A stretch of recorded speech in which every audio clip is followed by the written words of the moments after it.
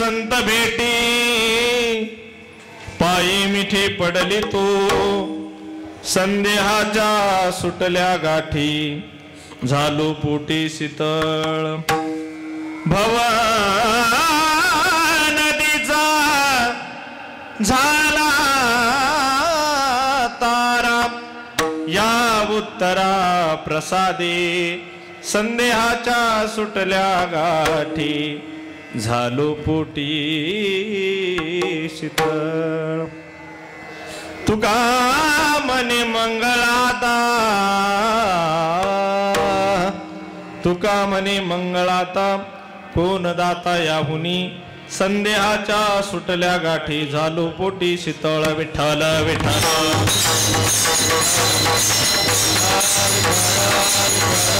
समचरण सरोजं सांद्रणीलांबुदावं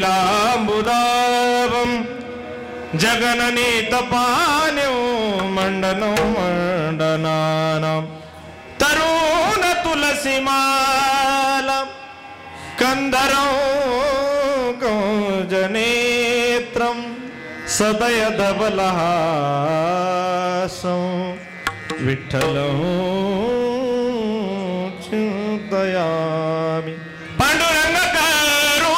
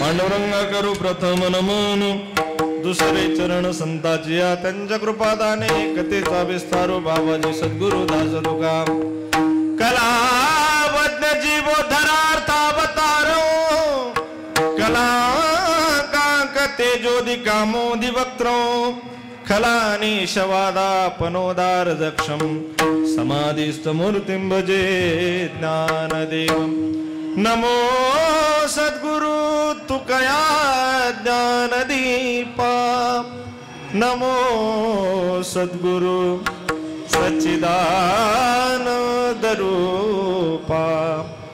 नमो सद्गुरु भक्त कल्याणमूर्ति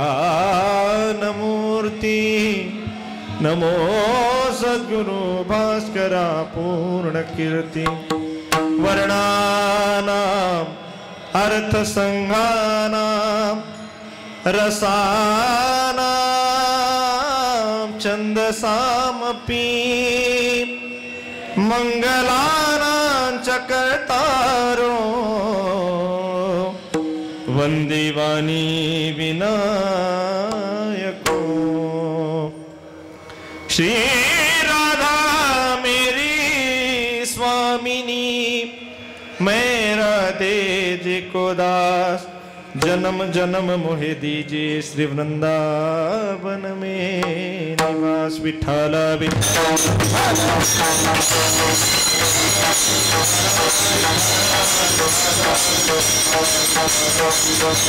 निवृत्तीनाथाचे चरणी निवृत्तीनाथाचे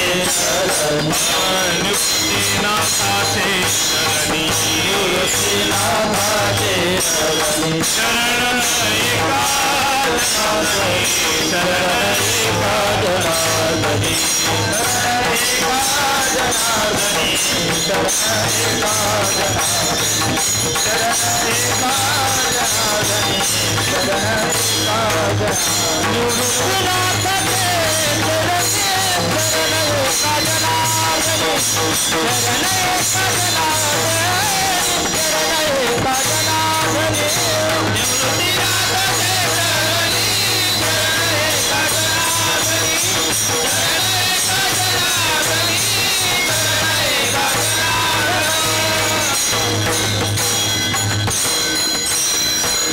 निवृत्तीनाथाचे चरणी शरण एका जनार्दनी धन्य काळ संत भेटी पायी मिठी पडली तो संदेहाच्या सुटल्या गाठी झालो पोटी शीतळ प्रस्तुत प्राप्त प्रसंगी कीर्तन रूपी सेवेकरता निवडलेला भंग महान भक्त वैराग्याचे मूर्तिमंत पुतळे वारकरी संप्रदायाच्या विशाल वटवृक्षाला लागलेलं गोंडस फळ म्हणून ज्यांच्याकडे पाहिलं जातं असे असणारे बोल्लोबा पुत्र कणकाई कुमार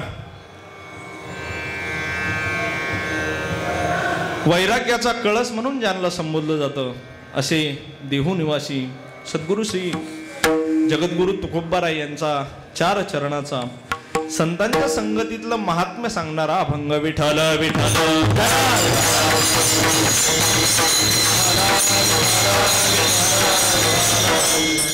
ज्या वेळेमध्ये ज्या काळामध्ये जगद्गुरु तुकोबारायांना संतांची भेट झाली अशा काळाला धन्यता देणारा आजचा हा अभंग आहे. जगद्गुरु तुकोबाराय म्हणतात माझ्या जीवनामध्ये जेव्हा मला संतांचा संग झाला नवे नवे ज्या वेळेस माझ्या जीवनामध्ये संतांची संगती प्राप्ती झाली त्या काळाला जगद्गुरु तुकोबाराय धन्यता देतात. का बरं धन्यता देतात? जगद्गुरु तुकोबाराय म्हणतात ज्या वेळेस मला संतांची भेट झाली ज्या वेळेस मला संतांची संगती प्राप्त झाली त्यावेळेस माझ्या जीवनामध्ये असलेले जेवढे काही संदेह होते जेवढे काही संशय होते ते निघून गेले. त्यांना माझ्या जीवनात कुठल्याही प्रकारचा थारा राहिला नाही म्हणून जगद्गुरु तुकोबाराय त्या काळाला धन्यता देतात. का हो जगद्गुरु तुकोबाराय जर त्या काळाला धन्यता देतात तर तुमच्या जीवनामध्ये अजून काही गोष्टी घडल्या का? जगद्गुरु तुकोबाराय म्हणतात हो अजूनही काही गोष्टी घडल्या. त्या गोष्टी अशा होत्या प्रत्येक माणसाला जन्म मिळाल्यानंतर त्याचं इति कर्तव्यता जर काय असेल तर ती इहलोकाची यात्रा संपवून आपल्याला भगवंतापर्यंत पोहोचायचं असतं. म्हणजेच भवरूपी सागर माणसाला तरुण जायचा असतो. तर तुकाराम महाराज म्हणतात माझ्या जीवनामध्ये भव नदी जी आहे ती मी तरुण गेलो. ती कशाच्या जोरावर गेलो तर संतांच्या जे काही वचनं आहेत जे काही उत्तरं आहेत त्यांच्या मागावा घेत मी ही भवनदी पार करून गेलो. का हो जगद्गुरु तुकोबाराय म्हणून तुम्ही स्वतःच्या त्या काळाला धन्यता देतात का? जगद्गुरु तुकोबाराय म्हटले हो फक्त एवढंच नाही अजूनही काही गोष्टी आहेत की ज्याच्यामुळे मी त्यांना धन्यता देतो. बघा पृथ्वी तलावर जेवढ्या काही गोष्टी आहेत मंगळ अमंगळ त्यापैकी सगळ्यात मंगळ जर काय असेल तर ती संतांची भेट आहे. म्हणून मी त्या काळाला धन्यता देतो ज्या काळामध्ये मला संतांची भेट प्राप्त झाली. हा झाला अभंगाचा सरळ सरळ अर्थ. विठ्ठल विठ्ठल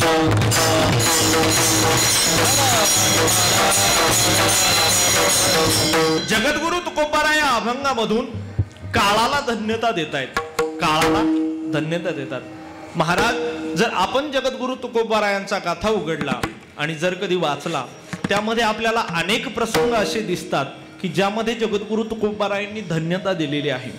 काही ठिकाणी जगद्गुरु तुकोबारायांनी माता पित्याला धन्यता दिली. धन्य माता पिता तयाची. काही ठिकाणी जगद्गुरु तुकोबारायांनी संचिताला धन्यता दिली. धन्य मी मानिना आपुले संचित. काही ठिकाणी जगद्गुरु तुकोबारायांनी क्षेत्राला धन्यता दिली. काही ठिकाणी जगद्गुरु तुकोबारायांनी माणसाला धन्यता दिली. पण आजचा जो अभंग आहे या अभंगाद्वारे जगद्गुरु तुकोबाराय काळाला धन्यता देत आहेत. काळाला धन्यता देत आहेत. आता काळ सुद्धा 2 प्रकारचा आहे. एक काळ जो असतो तो जगाला खात असतो आणि दुसरा काळ तो म्हणजे आजचा जो काळ आहे तो काळ म्हणजे फक्त वेळेच्या अनुषंगाने घेतली जाणारा काळ आहे. आजचा जो काळ आहे हा यम किंवा दुसरा कोणी काळ नाही. आजचा जो काळ आहे तो वेळेच्या अनुषंगानं आलेला काळ आहे. विठ्ठल विठ्ठल. जगद्गुरु तुकोबाराय या ठिकाणी वेळेला धन्यता देत आहेत. वेळेला धन्यता देतात का हो? जगद्गुरु तुकोबारायांच्या जीवनामध्ये अशी कोणती गोष्ट घडली की ज्या गोष्टीमुळे जगद्गुरु तुकोबारायांनी वेळेला धन्यता दिली? ऐका ना, जगद्गुरु तुकोबारायांच्या जर आयुष्याचा विचार केला, जगद्गुरु तुकोबाराय म्हणतात सहसा धन्यता देण्याची कारण मात्र वेगवेगळे असतात. प्रत्येक माणसाच्या जीवनाचा जर आपण विचार केला, कोण कशामध्ये धन्यता मानेल, कोण कशामध्ये धन्यता मानेल, प्रत्येकाचा धन्यता मानण्याचा नवे नवे प्रत्येकाचा सुख अर्जन करण्याचा एक वेगवेगळा पर्याय असतो. नवे नवे मी असं सांगेल, एखाद्या माणसानं 4 चाकी 4 व्हीलर जर घेतली तरी तो स्वतःला धन्य समजतो. बरोबर आहे की नाही? एखाद्या माणसानं बंगला बांधला तरी तो स्वतःला धन्यता समजतो. एखाद्या माणसानं कीर्तन केलं तरी तो धन्य समजतो. एखाद्या माणसाच्या मुलानं कीर्तन केलं तरी तो धन्य समजतो. नवे नवे काहींच्या जीवनामध्ये पायी वारी जरी घडली तरी सुद्धा काही काही लोक स्वतःच्या वेळेला धन्यता देतात, काळाला धन्यता देतात, संचिताला धन्यता देतात, स्वतःला धन्यता देतात. नवे नवे त्या भगवंताला धन्यता देतात की भगवंता तू अजूनही आम्हाला चालण्याच्या पद्धतीमध्ये ठेवलेलं आहे. म्हणजे प्रत्येकाची धन्यता देण्याची, प्रत्येकाची काहीतरी भगवंताला आपण ज्याला म्हणतो प्रत्येकाची धन्यता देण्याची पद्धत वेगवेगळी आहे. मग जगद्गुरु तुकोबाराय या ठिकाणी वेळेला धन्यता देतात. मग जगद्गुरु तुकोबारायांच्या आयुष्यामध्ये अशी काय गोष्ट घडली की जेणेकरून जगद्गुरु तुकोबारायांनी वेळेला धन्यता द्यावी, काळाला धन्यता द्यावी, असं काय घडलं ऐका. माणसाच्या जीवनामध्ये 3 गोष्टी अत्यंत दुर्लभ सांगितलेल्या आहेत. किती गोष्टी? 3 गोष्टी. त्या अशा आहेत: मनुष्यत्वम, मुमुक्षत्वम, महापुरुष संश्रय. 3 गोष्टी अतिशय दुर्मिळ सांगितलेल्या आहे. त्यामध्ये पहिली गोष्ट दुर्मिळ जर काय सांगितलेली असेल तर पहिली गोष्ट आहे मनुष्यत्वम. मनुष्यत्वम शास्त्रकार जीवनामध्ये सांगत असताना 3 गोष्टी महत्वाच्या सांगतात, ज्या गोष्टी माणसाला मिळत नाही. परंतु सुभाषितकार जीवनामध्ये 13 गोष्टी दुर्लभ सांगतात. किती गोष्टी दुर्लभ सांगतात? 13 गोष्टी या संसारामध्ये अतिशय दुर्लभ आहे. त्यामध्ये ऐका: मानुष्यम वरवंश जन्म विभवा, दीर्घायुर आरोग्यता, सन्मित्रा, सुसुता, सती प्रियतमा, भक्तिश्य नारायणी, विद्वत्वम, सृजनत्वम, सत्पात्रे दानम्रती, इंद्रिय निग्रह, येत त्रयोदश गुणा संसारेणा दुर्लभ. किती झाल्या? झाल्या का 13? गणेश महाराज झाल्या का 13? झाल्या का? तुम्ही म्हणाल तर झाल्या. ऐका, सगळ्यात पहिली जर गोष्ट कोणती सांगितली असेल तर ती पहिली गोष्ट सांगितली मनुष्यत्वम. माणसाच्या जीवनामध्ये अत्यंत दुर्मिळ असणारी गोष्ट म्हणजे काय आहे? मनुष्यत्वम. शास्त्रकार सांगतात यामध्ये नवल नाही. साधू संतांचा जरी आपण मागावा घेतला तरी साधू संतांनी सुद्धा काय अवघड, सगळ्यामध्ये अवघड सांगत असताना काय सांगितलेलं आहे? नरदेह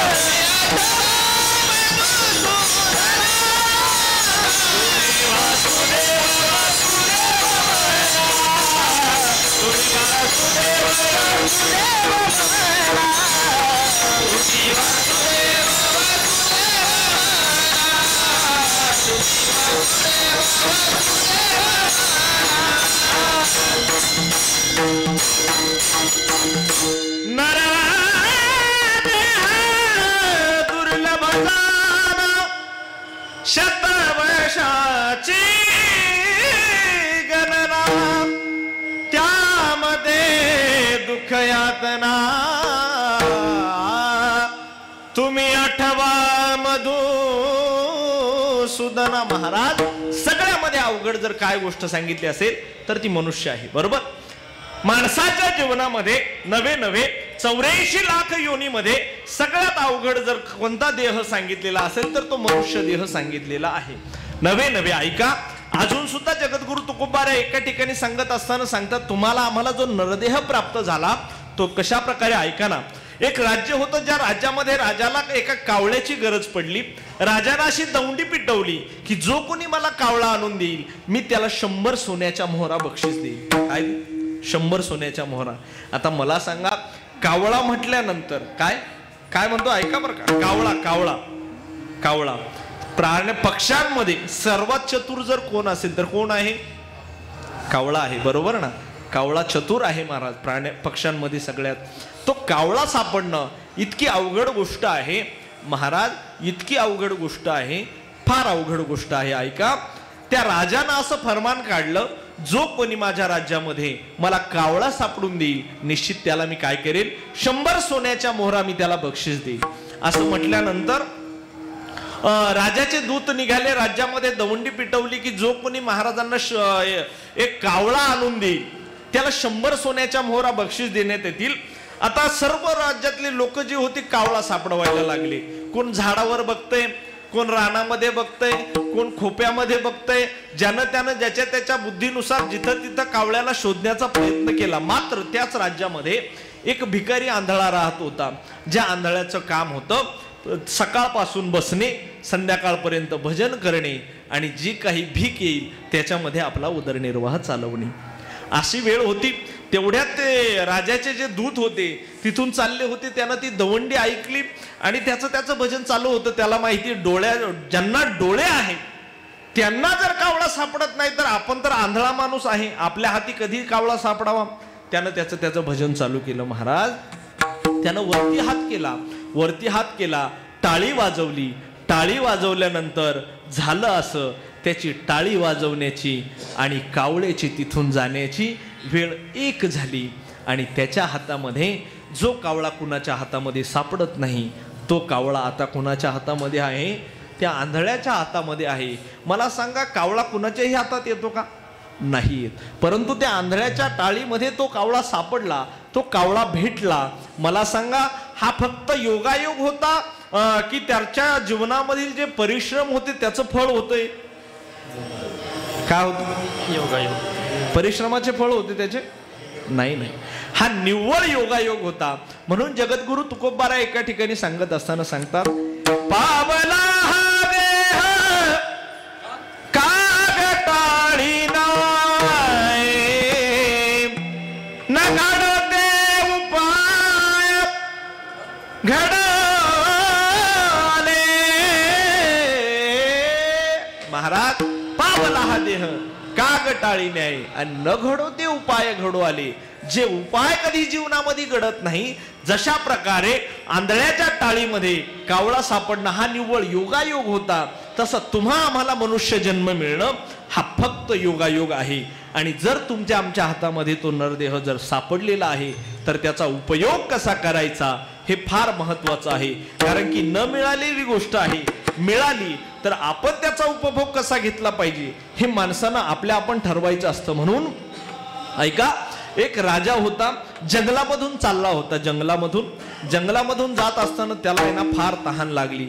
तहान लागल्यानंतर आसपास बघितलं, त्याचं काही नव्हतं तिथं. मात्र जंगलामध्ये चालत राहिले. चालत असताना राजाला एक झोपडी दिसली. झोपडी कळते? झोपडी दिसली. एवढ्या मोठ्या घनदाट जंगलामध्ये एकच झोपडी होती. राजा तिथं थांबला. प्रधानजी जे होते त्या झोपडीमध्ये गेले. महाराजांना तहान लागली, पिण्यासाठी पाणी द्या म्हणून त्यांनी आवाज दिला. मधून एक गरीब माणूस आला, ज्यानं गाडग्यामध्ये पाणी आणलं, महाराजांना पाजलं. त्या थंड पाण्यानं, शीत पेयानं महाराजांची तहान भागल्या गेली. तहान भागल्यानंतर महाराज त्याच्यावर प्रसन्न झाले. अरे, एवढ्या घनदाट जंगलामध्ये तू माझी तहान भागवली, माग तुला काय मागायचं आहे. असं म्हटल्यानंतर त्यानं सांगितलं, महाराज, माझ्या जीवनाची दिनचर्या अशी आहे, मी रोज सकाळी उठतो, या जंगलामधून एक लाकडाची मोळी तोडतो, ती आपल्या राज्यामध्ये नेऊन विकतो आणि त्याच्यावर माझा उदरनिर्वाह चालतो. ठीक आहे, तुझा असा जर दिनक्रम असेल तर एक काम करा प्रधानजी, आपल्या राज्यामध्ये जी चंदनाची बाग आहे ती याला बक्षीस देऊन टाका. कसली बाग? चंदनाची बाग. चंदनाची बाग त्याला बक्षीस देऊन टाकली महाराज.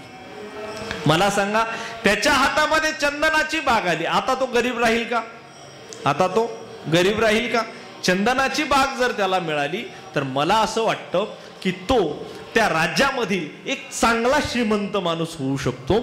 पण झालं असं महाराज, त्याला चंदनाची बाग मिळाली, मात्र त्याच रस्त्यानं वर्षा 2 वर्षानं महाराज परत चालले होते.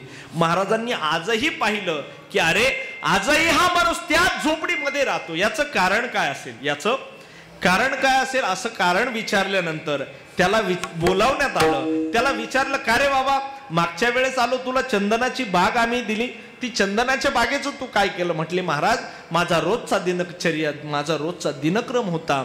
मी रोज सकाळी त्या जंगलामध्ये जायचो, त्या बागेमध्ये जायचो, रोज एक मुळी लाकडं तोडायचो, ते लाकडं राज्यामध्ये नेऊन विकायचो आणि अशा प्रकारे ती बाग मी पूर्ण संपवली. कशाची बाग? चंदनाची बाग. ऐका हा, राजानं विचारलं, का रे तुझ्याकडे काही शिल्लक आहे का, त्याच्यातलं एखादं लाकूड? हो म्हटलं महाराज, माझ्या कुऱ्हाडीला जो दांडा आहे ना तो त्या चंदनाचाच आहे. त्यावेळेस प्रधानजी त्यांच्या सोबत गेले, तो दांडा घेतला, बाजारामध्ये गेले. आता मात्र त्या दांड्याची किंमत, त्या एका दांड्याची किंमत समोरच्या माणसानं 50 सोन्याच्या मोहरा देऊन तो दांडा विकत घेतला. कशामुळे घेतला? सांगताना यानं सांगितलं, हे लाकूड कशाचं आहे? चंदनाचं आहे. जेव्हा तो दांडा फक्त 50 मोहऱ्यांना गेला त्यावेळेस त्याच्या लक्षामध्ये आलं, अरे माझ्याकडे जी वस्तू होती, माझ्याकडे जी बाग होती ती साधारण नव्हती, ती फार विशेष होती. आता मात्र त्याला त्या बागेचं महत्व कळालं. तो परत राजाकडे आला. राजाकडे आल्यानंतर त्यानं सांगितलं, महाराज मला त्या बागेचं महत्व कळालं, मला ती बाग काय होती, ते झाडं कशाचे होते त्याचं ज्ञान मला आता झालं. एक काम करा, अजून एखादी बाग असेल तर द्या. आता त्याला बाग मिळेल? नाही मिळणार. तशाच प्रकारे महाराज आपल्या जीवनामध्ये सुद्धा हा मनुष्य देह जो प्राप्त झालेला आहे याची किंमत जर नरदेह निघून गेल्यानंतर जर कळाली तर त्याला काही किंमत नाही. जोपर्यंत आयुष्यामध्ये आहे तोपर्यंत नरदेहाची किंमत माणसाला कळणं अत्यंत महत्वाचं आहे. विठ्ठल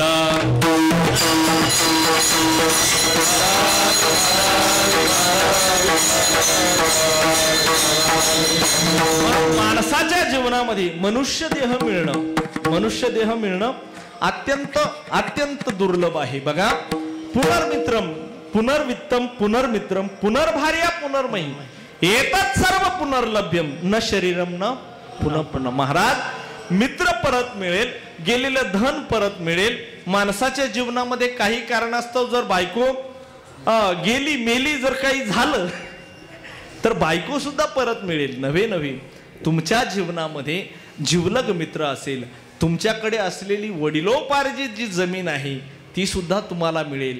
मात्र शरीर जर एकदा गेलं तर माणसाच्या जीवनामध्ये शरीर पुन्हा मिळणार नाही. म्हणून मनुष्य देह हे अत्यंत दुर्मिळ सांगितलेलं आहे. पहिली गोष्ट मी तुम्हाला सांगितली होती, मनुष्य देह दुर्मिळ आहे. दुसरी गोष्ट सांगत असताना महाराज सांगतात, शास्त्रकार सांगत असताना सांगतात, दुसरी गोष्ट अशी आहे, एक वेळेस माणसाला जन्म मिळेल, मनुष्य जन्म मिळेल, नरदेह मिळेल. मात्र त्या नरदेहाला आल्यानंतर माणसाच्या ठिकाणी मुमुक्षत्व निर्माण होणं ही गोष्ट अत्यंत महत्वाची आहे. आता मुमुक्षत्व म्हणजे काय नेमकं ऐका ना. मुमुक्षत्व म्हणजे काय? मुमुक्षत्व, ज्या माणसाला मोक्षाची इच्छा आहे त्याला मुमुक्षु म्हणतात. काय? ज्या माणसाला मोक्षाची इच्छा आहे, नव्हे आपल्या भाषेमध्ये, साधारण भाषेमध्ये जर सांगायचं ठरलं, ज्या माणसाच्या जीवनामध्ये मुक्त होण्याची अपेक्षा आहे, ज्या माणसाच्या जीवनामध्ये भगवंताला प्राप्त करून घेण्याची इच्छा आहे, ज्या माणसाच्या जीवनामध्ये भगवंतापर्यंत जाऊन पोहोचण्याची इच्छा आहे, त्याला काय म्हणतात? मुमुक्षु म्हणतात. त्याला मुमुक्षु म्हणतात. मग हा मुमुक्षु मिळणं सुद्धा अत्यंत दुर्मिळ आहे. आणि त्याच्यानंतर जर सांगायचं ठरलं तर सगळ्यामध्ये दुर्मिळ सांगत असताना सांगितलं महापुरुष संश्रय. हा महापुरुष भेटणं ही गोष्ट अत्यंत दुर्मिळ आहे. कशा प्रकारे? ऐका ना, कशा प्रकारे. एका ठिकाणी महाराज सांगतात, चंद्रामृत सुख सेववील, सुख सेववील, चंद्रामृत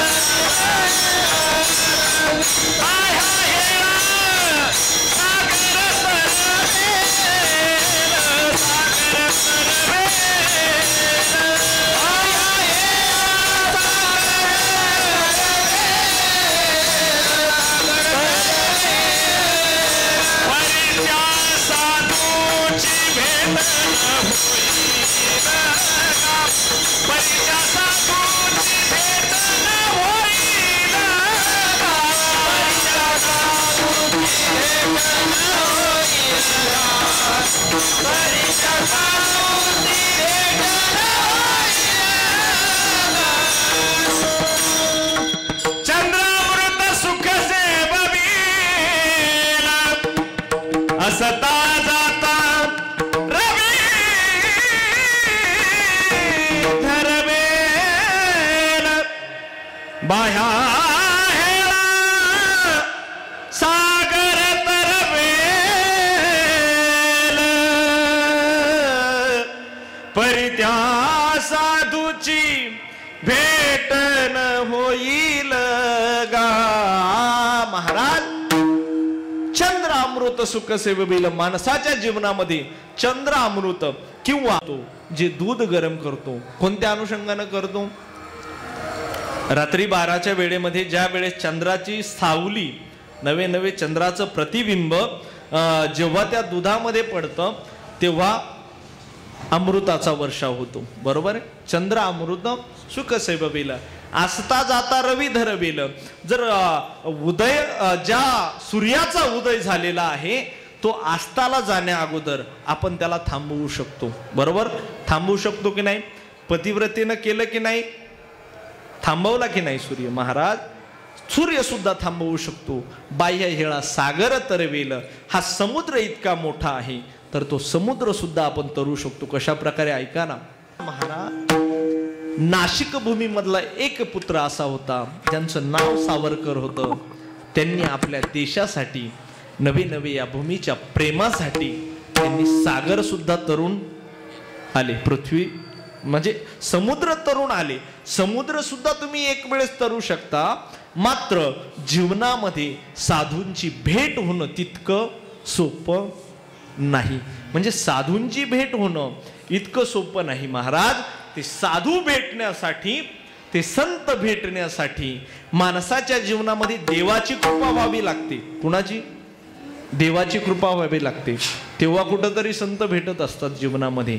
जेव्हा पहिले देवाची कृपा होते नंतर जीवनामध्ये साधू भेटतात. बरोबर आहे की नाही. बहु अवघड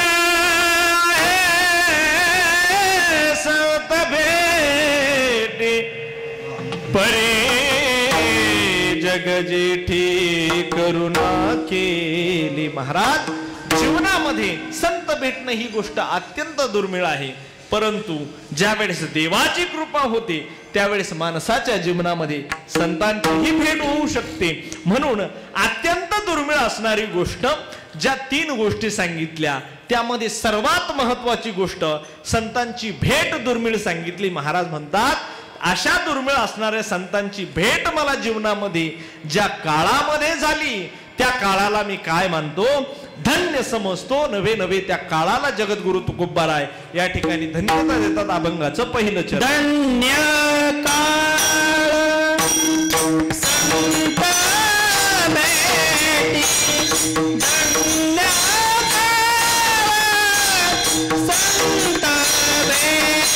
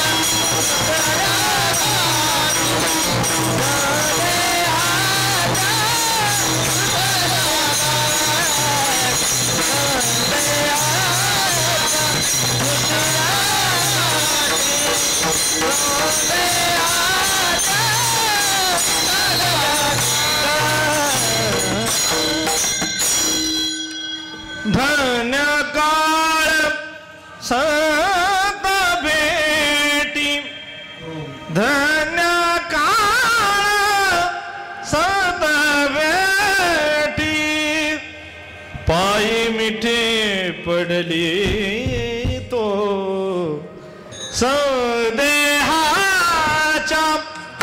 सुटल्या गाठी सदेहाच्या सुटल्या गाठी. महाराज जगद्गुरु तुकोबाराय त्या काळाला धन्यता देतात ज्या काळामध्ये संतांची भेट मला झाली. का हो असं काय आहे संतांच्या भेटीमध्ये की जेणेकरून जगद्गुरु तुकोबारायांनी आपल्या काळाला धन्यता द्यावी की यांचं माझ्या जीवनामध्ये आगमन झालं, हे माझ्या जीवनामध्ये आले नव्हे यांचे विचार माझ्या जीवनामध्ये आल्यानंतर माझ्या जीवनामध्ये झालेला फरक काय नेमका काय.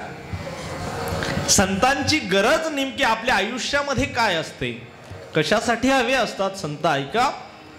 आज आपण ज्यांचा रौप्य महोत्सव या ठिकाणी शतकोत्तर रौप्य महोत्सव साजरा करतोय, समाधी सोहळा साजरा करतोय, ऐका ना. आपण अनेक मंदिरं पाहिले ज्या मंदिरांना खांब आहेत, बरोबर.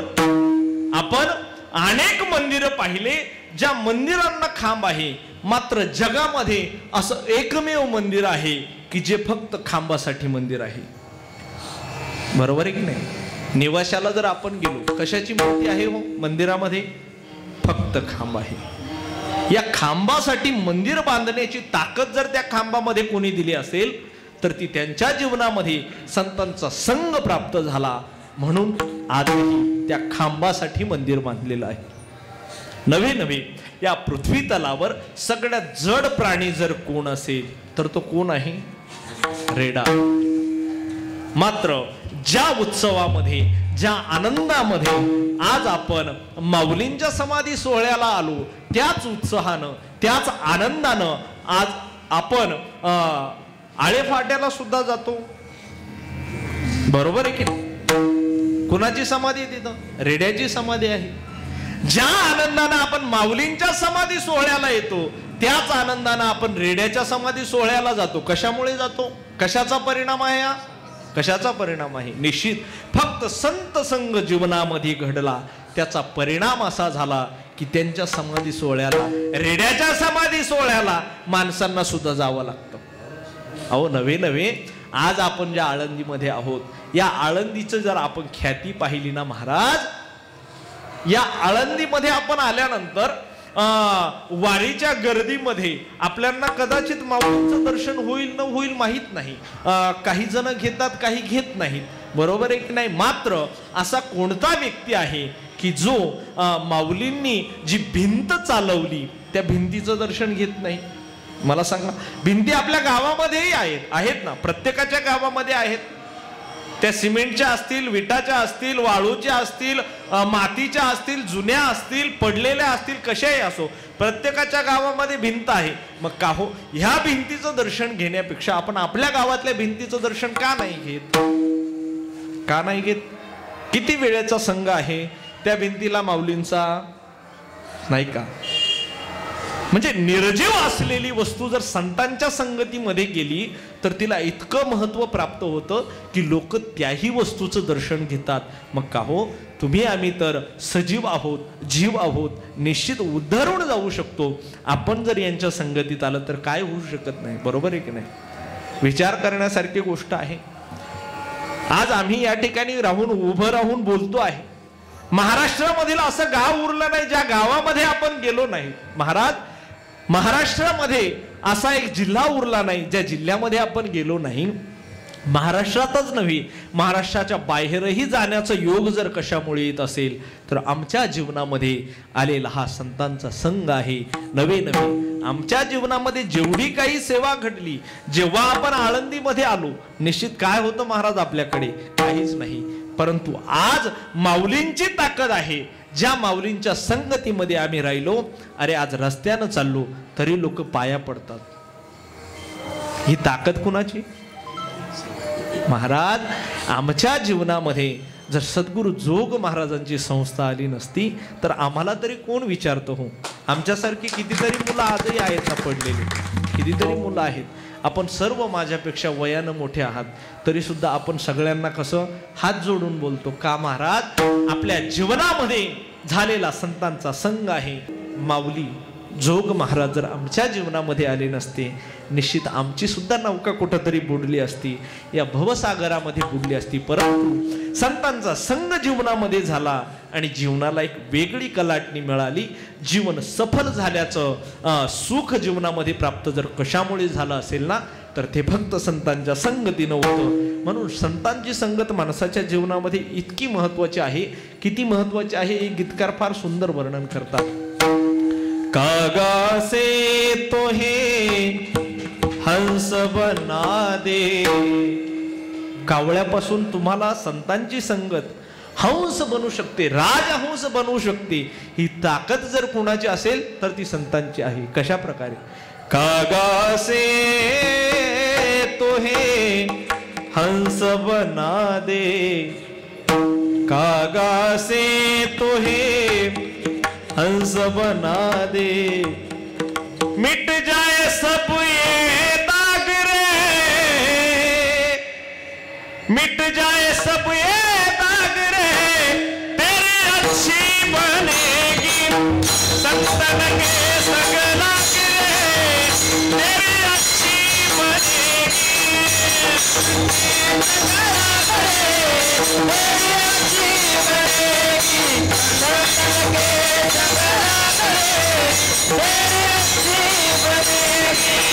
अच्छी बनेगी तेरी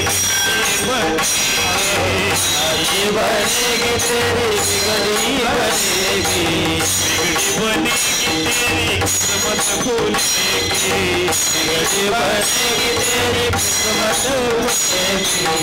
खुल जाए बड़े बाग रे, तेरी अच्छी बनेगी संतन के सगलाग रे, तेरी अच्छी बनेगी संतन के सगलाग रे, तेरी अच्छी बनेगी संतन के सगलाग रे, तेरी अच्छी बनेगी. माणसाच्या जीवनामध्ये संत संगती अतिशय महत्वाची आहे. ध्रुव जे की बन गए, प्रहलाद जे की बन गए. महाराज यांच्या जीवनामध्ये संतांचा संघ प्राप्त झाला तर त्यांना असे असे पद मिळाले की आजही कीर्तन त्यांची आठवण काढतात. कशामुळे? त्यांच्या जीवनामध्ये झालेला संतांचा संघ आहे तो महत्वाचा आहे. म्हणून आज कीर्तनामध्ये त्यांची आठवण निघते. बरोबर आहे की नाही? ऐका ना. संगत संतन की करले, संगत संतन की करले, जीवन का सार्थक कछु करले, जीवन का सार्थक कछु करले, संगत संतन की करले, उत्तम नरदेह पाया प्राणी, इसका हित कछु करले, इसका हित कछु करले, सत शरण में जाके बाबा, सत शरण में जाके बाबा, जन्म मरण दूर करे, संगत संतन की करले. माणसानं जीवनामध्ये संतांचा संग करायचा असतो. का करायचा असतो? किती महत्वाचं आहे ऐका ना. जीवनामध्ये जर संतांचा संग झाला तर एवढी ताकद निर्माण होते, एवढी ताकद निर्माण होते की स्वतः प्रभू रामचंद्रांच्या जीवनामधील घडलेला प्रसंग आहे. अरे बोलीला वाल्मिक तैसेची करीन आणि वर्तुनी दावीन. कशाची ताकद आहे महाराज? एकदा नारद महर्षी रस्त्यानं चाललेले आहेत, सुंदर भजन चाललेलं आहे. नारायण नारायण श्रीमन नारायण नारायण नारायण भज मन नारायण नारायण नारायण नारायण नारायण श्रीमन नारायण नारायण नारायण. नारद महर्षींचं भजन चालू आहे. रस्त्यानं नारद महर्षी चाललेले आहेत. मात्र चालता चालताना नारद महर्षींची जी वाट आहे ती एका जंगलामध्ये चालली होती. आसपासच्या लोकांनी पाहिलं नारद महर्षी तर या जंगलामध्ये चाललेले आहे. या जंगलामध्ये एक दरोडेखोर राहतो. माणसं जवळ आले, नारद महर्षींना सांगू लागले, नारदजी ऐका, या रस्त्यानं जाऊ नका. पुढे तुम्हाला एक दरोडेखोर मिळेल, तो तुम्हाला मारेल, हाणेल, तुमच्याकडचं काय असेल ते काढून घेईल. नारद महर्षी म्हटले, आमच्याकडे बाबा आहेच काय, फुटकाची विना त्याला 2 तारा नवे नवे. आम्हा घरी दान शब्दाचीच शब्दाचीच शस्त्र यत्न करू. आम्हा घरी दान शब्दाचीच. आमच्याकडे असून असणार काय रे? आमच्याकडे त्या भगवंताचं नाम आहे, फुटका विना आहे, त्याला 2 तारा आहे. आमच्याकडनं घेऊन तो घेणार काय आहे? तो माणूस म्हटला, महाराज जरी तुमच्याकडे देण्यासारखं काही नसलं, जर तुमच्याकडे त्याला काही मिळालं नाही तर तुम्हाला तो माणूस मारल्याशिवाय राहणार नाही. त्यापेक्षा तुम्ही ना त्या रस्त्यानं जाऊ नका. अहो संतांची ताकद सांगायची ठरली महाराज. चांगल्या माणसाला कोणी रस्ता दाखवेल जीवनामध्ये. चांगल्या माणसाला सल्ले देणारे अनेक मिळतील, चांगले माणसाला रस्ते दाखवणारे अनेक मिळतील. मात्र जो वाईट माणूस आहे त्याला सन्मार्गी आणि चांगल्या मार्गाला लावण्याचं काम जर कोण करत असेल तर फक्त संत करतात. म्हणून संत अतिशय महत्वाचे आहेत. तरी नारदजींनी त्याचं काही ऐकलं नाही. नारदजी त्याच दिशेने चालत राहिले. आता तो माणूस सांगून कंटाळला. जर आपण एखाद्या माणसाला जर सांगत असेल की बाबा असं करू नको, असं वागू नको, इथं राहू नको, 1 वेळेस सांगू, 2 वेळेस सांगू, 3 वेळेस सांगू, जर तो माणूस ऐकत नसला, शेवटी आपला एकच पर्याय, एक काम कर, तुला जे करायचं ते कर. कारण की माणसाची सहनशीलता त्या ठिकाणी संपलेली असते. तुला जे करायचं ते कर. ते माणसं मागे निघून गेले. नारद महर्षी पुढे चालत आहे. नारद महर्षींचं भजन मात्र बंद नाही, भजन मात्र चालू आहे. नारद महर्षी एक पाऊल त्या जंगलामध्ये टाकत आहेत. त्या जंगलामध्ये गेले. पाहता पाहता जो कोणी दरोडेखोर होता तो मात्र आता नारद महर्षींना आडवा झाला. नारद महर्षींना आडवा झाला. नारद महर्षींना म्हटला, काढा, काय आहे ते काढा, भजन बंद करा, काढा. नारद महर्षी म्हटले, बाबा तू कोण? त्यानं सांगितलं, मी कोण काय आपली सोयरीक नंतर करू, पहिले तुमच्या जोडीमध्ये जे आहे ते काढा. त्यांनी सांगितलं, अरे बाबा आमच्या जोडीमध्ये असून असणार काय, आमच्याकडे कुठलं धन आहे की काय आहे, आमच्याकडे काय आहे? त्यानं सांगितलं, महाराज तुमच्याकडे काहीच नाही, मग तुम्ही इकडं काय करता? ते म्हटले, आमच्याकडे काही नाही म्हणूनच आम्ही इकडे. नारद महर्षी म्हटले, का रे तू हे काही जे पाप करतो आहे, हे लोकांना मारण्याचं जे काही कृत्य करतो आहे, याचं पाप होतं तुला माहिती आहे का? तो म्हटला, हो. मग याचं जर एवढं मोठं पाप होतंय, या पापामध्ये वाटेकरी कोणी होणार आहे का? एक काम कर, तू घरी जा, तुझ्या बायको मुलांना विचार की या पापामध्ये कोणी वाटेकरी होणार आहे का? नारद वाल्या कोळ्यानं सांगितलं, महाराज तुम्ही फारच हुशार दिसता गड्या म्हणे. कस काय? म्हटले, मी घरी जाईल विचारायला, पाप पुण्याचा हिशोब विचारायला मी घरी जातो आणि तुम्ही मात्र पुढे निघून जाल, त्याचं काय? म्हटले, एक काम कर, जर तुला विश्वास नसेल ना गड्या, तर मला काय कर, याच ठिकाणी बांधून ठेव. महाराज नाथ महाराज आपल्या हरिपाठामध्ये सांगत असताना सांगतात, क्रोधी अविश्वासी त्यासी बोध कैचा आणि व्यर्थ आपली वाचासीच होऊ नये. अशा माणसानं उगच ज्ञान पाजायची गोष्टीच करू नये असं नाथ महाराज म्हणतात.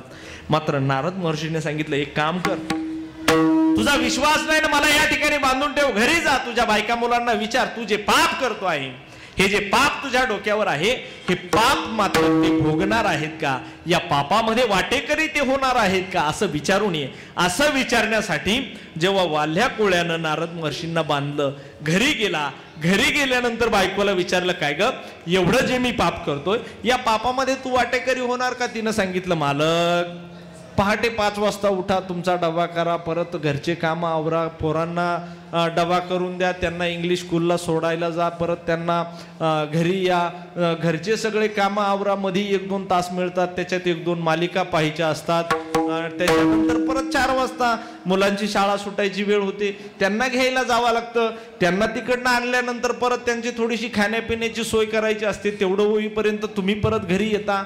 परत संध्याकाळी तुमचं जेवण खावण असतं. तुमचं जेवण खावण झाल्यानंतर भांडे कुंडे घरातली सगळी कामं आटोपता मला 10 आता मी तुमचं पाप माझ्या बोकांडी कसं घ्यायचं. कोण म्हटलं असं. वाल्याची बायको नाही, नुसती वाल्याची बायको म्हटली असं. त्याच्यानंतर वाल्याच्या लक्षात आला, अरे जिच्यासाठी मी हे पाप करतोय ती मात्र या पापामध्ये भागीदार नाहीये. तसाच वाल्या निघाला तिथून. वाल्या तिथून जसा निघाला, वाल्या आपल्या मुलांकडे गेला. मुलांना विचारलं, का रे बाबा मी तुमच्यासाठी हे पाप करतो आहे, एवढी माणसं मारतो, एवढी ब्राह्मण मारतो, का रे याचं जे पाप होतं या पापामध्ये तुम्ही तरी वाटेकरी होणार आहात का. त्यांनी सांगितलं, पप्पा हे धंदे तुमच्या तुम्हीच करायचे आणि तुमच्या तुम्हीच निस्तारायचे. कोणी सांगितलं. पोरांनी. कोणाच्या. वाल्याच्या पोरांनी सांगितलं. ऐका, वाल्या कोळ्याच्या लक्षात आलं, महाराज ज्यांच्यासाठी मी हे पाप करतो आहे हे मात्र माझ्या पापामध्ये भागीदार नाही आहेत. वाल्या कोळी परत तिथून नारद महर्षींकडे आला. नारद महर्षींचे हात सोडले, पाय सोडले, नारद महर्षींना प्रणाम केला. महाराज माझ्या जीवनामध्ये फार मोठी चुकी झाली गड्या. माझ्या जीवनामध्ये इतकी मोठी चुकी झाली की ज्या चुकीमुळं आत्तापर्यंत मी एवढं मोठं पाप केलंय. मला या पापामधून बाहेर निघण्याचा काहीतरी मार्ग सांगा. बाहेर निघण्याचा काहीतरी मार्ग सांगा. नारद महर्षी म्हटले, एक काम कर, तुला या पापामधून जर बाहेर निघायचं असेल ना तर एक काम करतो, फक्त राम राम या अक्षरांचा, राम राम या नामाचा जप कर, जेणेकरून तुझ्या जीवनामध्ये जे काही पाप झालेलं आहे ते समूळ नष्ट होईल. मात्र वाल्या कोळ्याच्या जीवनामध्ये पापाचा इतका अतिक्रमण झालेलं होतं की वाल्या कोळ्याच्या वाचेमध्ये भगवंताचं नाम सुद्धा येत नव्हतं. एका ठिकाणी वर्णन करत असताना सांगतात, राम राम ही 2 अक्षरी, मरा मरा ही उत्तरी, नारद वाल्मिकीसी उपदेश करी, 2 अक्षरी उद्धरला, म्हणून कोळीयाची कीर्ती वाढली गहन, केले रामायण रामादि महाराज.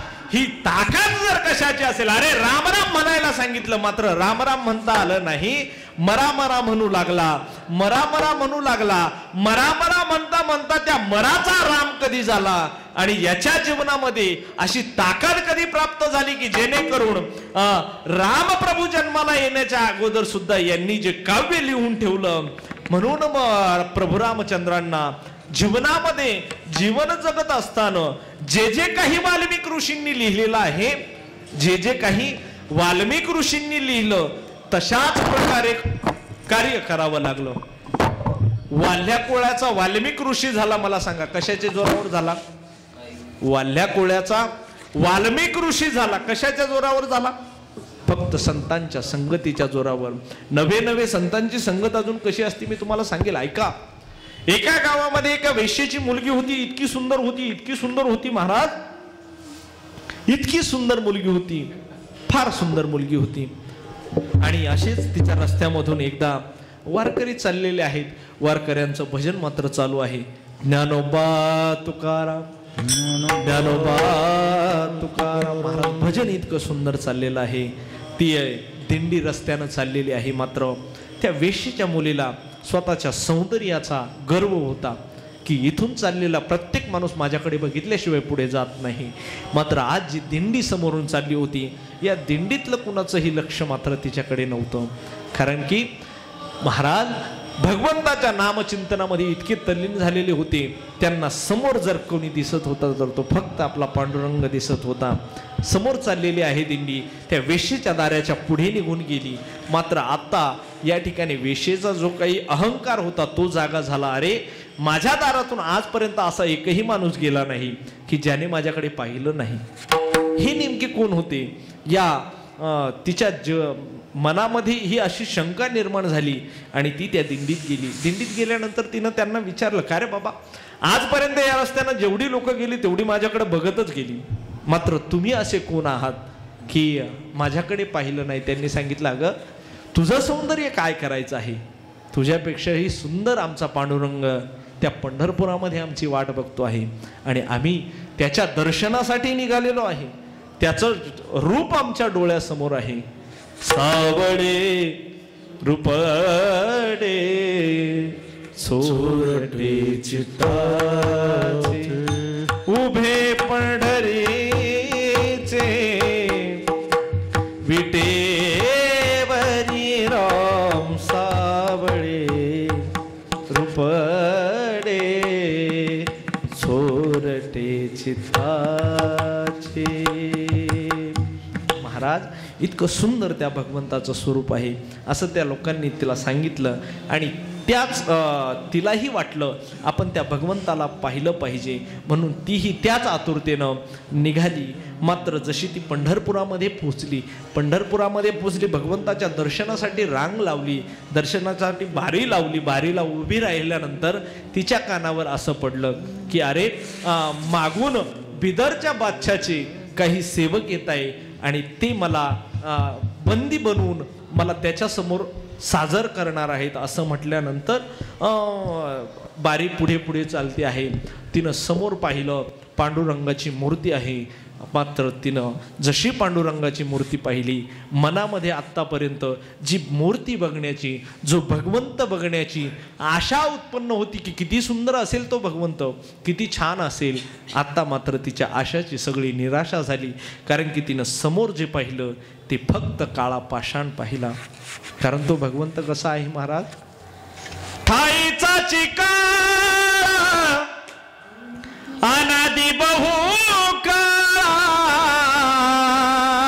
महाराज, तो भगवंत कसा आहे? काळा आहे. मात्र ती जेव्हा त्या भगवंताच्या दर्शनाला गेली, हिला वाटलं मी फार नाजूक आहे, मी फार सुकुमार आहे.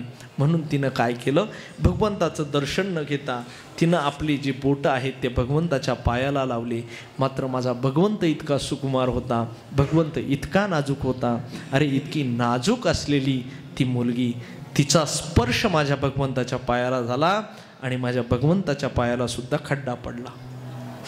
आजही आपण जर भगवंताच्या दर्शनाला हे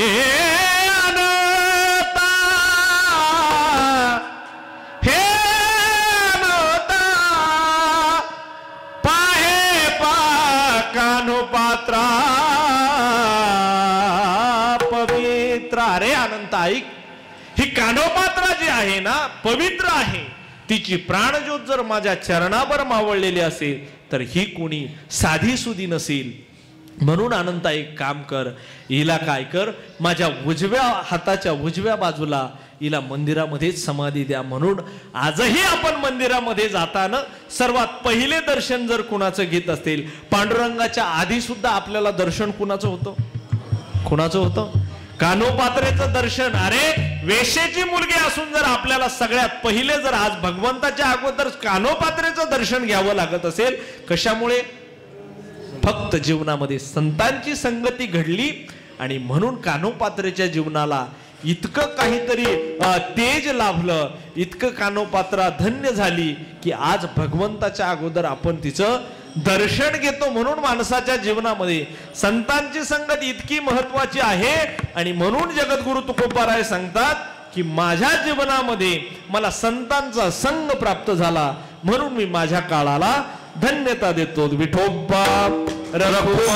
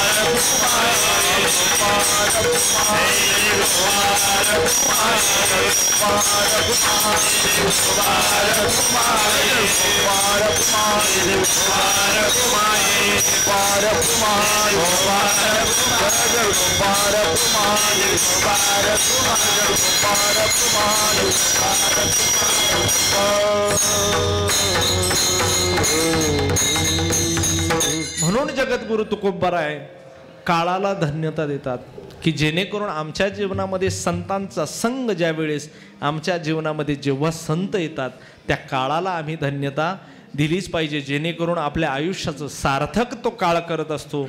म्हणून जगद्गुरु तुकोबाराय या ठिकाणी काळाला धन्यता देतात. का हो जगद्गुरु तुकोबाराय, तुम्ही जर काळाला धन्यता देता आहात मग संतांच्या संगतीमध्ये राहून तुमच्या जीवनामध्ये नेमकं झालं तरी काय?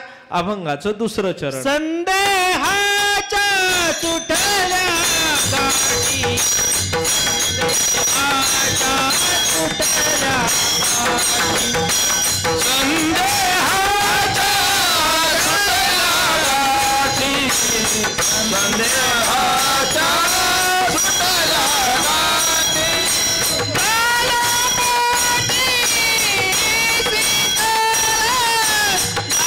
कालपोटी सीता,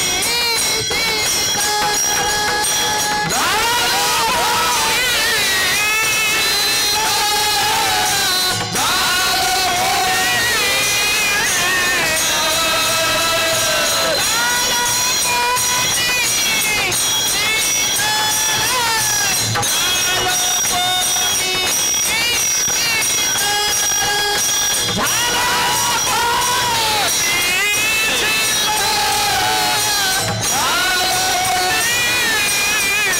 सीता,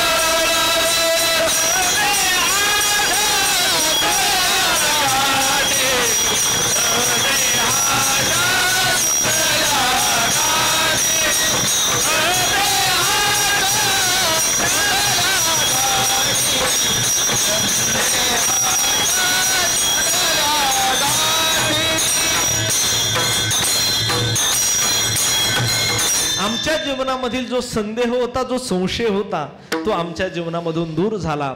संशयाहुनी थोर अनेक पाप नाही घोर, विनाशाची वाघूर प्राणी असी. संशय जो माणसाच्या जीवनामध्ये असतो, संतांचा संग झाल्यानंतर आमच्या जीवनामध्ये तो संशय राहिला नाही. जगद्गुरु तुकोबाराय म्हणतात अजून काय झालं ऐका ना. जो माणूस आहे, मनुष्य देहामध्ये आल्यानंतर माणूस प्रत्येक जण जर प्रयत्न कशासाठी करत असेल तर तो भवनदी पार करण्यासाठी जातो. मात्र आमच्या जीवनामध्ये जेव्हा संतांचा संग झाला त्यावेळेस झालं काय? भवनदीचा झाला तारा. या उत्तरा प्रसादे म्हणजे संतांच्या वचना उत्तरामुळे आमच्या जीवनामध्ये आम्ही त्या भवनदीला सुद्धा पार करून पैल तीराला गेलो. नवे नवे आम्ही भगवंताला प्राप्त झालो. नवे नवे तो भगवंत आमच्या जीवनामध्ये आला आणि आम्ही काय झालो? मुक्त झालो. त्या संतांचा संग आमच्या जीवनामध्ये होणं किती महत्वाचं होतं. कशा प्रकारे ऐका ना, प्रत्येक माणूस जीवनामध्ये जे काही कार्य करतो ते फक्त मंगल असण्यासाठी, अमंगल असण्यासाठी माणूस जीवनामध्ये कोणतंही कार्य करत नाही. नवे नवे आपण जे कार्य करतो त्या कार्यातून काहीतरी मंगल झालं पाहिजे, काहीतरी चांगलं झालं पाहिजे, याच अनुषंगानं माणूस कार्य करत असतो. मात्र आमच्या जीवनामध्ये ज्या दिवशी संतांची भेट झाली त्या दिवशी आमच्या जीवनामध्ये मंगलच मंगल झालं. नवे नवे ते संतच कसे आहेत? मंगल आहेत. म्हणून महाराज मंगल कशा प्रकारे आहेत ऐका ना. देवते संत आणि निमित्त त्या प्रतिमा, असं जर आपण म्हणतो देव ते संत आहे, संत ते देव आहेत, फक्त प्रतिमा मात्र बदल आहे. तर भगवान कसा आहे? मंगलानांच करतारो भगवान कसा आहे? मंगल आहे महाराज. भगवान परमात्मा एकच असा आहे जो मंगल आहे, म्हणून संतही मंगल आहेत. म्हणून जगद्गुरु तुकोबाराय म्हणतात, तुका म्हणे मंगळ आता. आमच्या जीवनामध्ये जे काही मंगळ घडायचं ते फक्त यांच्या संगतीमधूनच घडतं. म्हणून जगद्गुरु तुकोबाराय शेवटच्या चरणामध्ये सांगतात, तुका म्हणे मंगळ आता कोण दाता याहुनी. म्हणून जगद्गुरु तुकोबाराय म्हणतात, मी त्या काळाला धन्यता देतो की ज्या काळामध्ये मला संतांची प्राप्ती झाली, संतांची भेट झाली. काय होतं त्यानं? संदेहाच्या सुटल्या गाठी, जीवनामध्ये जो काही संशय आहे तो दूर होतो महाराज. अजून काय होतं तर भवनदीचं जी काही पार करून जायची आहे ती पार करून जाण्यासाठी संत तुम्हाला आम्हाला मार्गदर्शन करत असतात. आमच्या जीवनामध्ये सर्वात मोठी मंगल गोष्ट जर काय असेल तर ती या संतांची भेट आहे. म्हणून मी त्या काळाला धन्यता देतो ज्या काळामध्ये मला संतांचं दर्शन झालं. ज्ञानेश्वर माऊली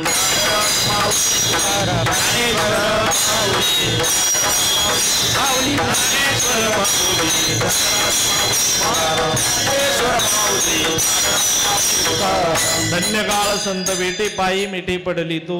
संदेहाच्या सुटल्या गाठी झालो पोटी शीतळ. सेवेला याच ठिकाणी पूर्ण विराम देतो. न्यूनते पुरते अधिकते सरते करुणी घ्यावे तुमते विनोदसे.